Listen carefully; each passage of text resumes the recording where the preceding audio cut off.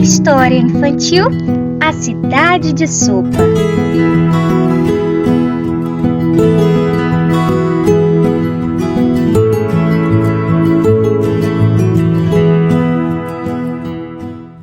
Era uma vez uma menina pobre, uma menina muito bondosa, que morava sozinha com sua mãe.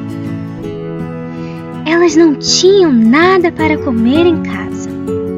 Um dia, a criança saiu para a floresta e lá encontrou uma senhora, que então a presenteou com uma panela que tinha um grande poder. Se alguém dissesse: "Ferva, pequena panela", a panela faria uma sopa doce. E quando dissesse: "Pare, pequena panela", ela iria imediatamente parar de ferver a sopa. A menina levou a panela para a casa da mãe. Agora, sua pobreza e angústia haviam chegado ao fim, pois poderiam comer sopa doce quantas vezes quisessem. Certo dia, a menina saiu de casa e a sua mãe decidiu utilizar a panela. Ela disse: "Ferva, pequena panela". A panela começou a cozinhar e ela logo comeu toda a sopa feita. Mas, quando a pobre mulher quis que a panela parasse, ela descobriu que não conhecia a palavra de ordem. A panela continuou a ferver muito rapidamente, ultrapassando a borda. E à medida que fervia e fervia, a cozinha logo ficou inundada de sopa.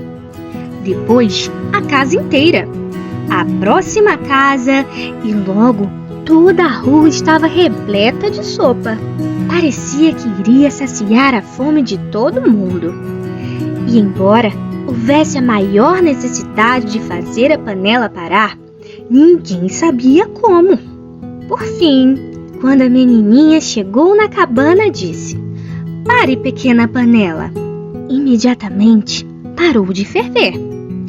Mas, até hoje, quem quiser entrar na aldeia deve comer sopa até o caminho desejado. Estamos perante uma narrativa que gira em torno de um objeto mágico, uma pequena panela capaz de produzir sopa sempre que alguém desejasse.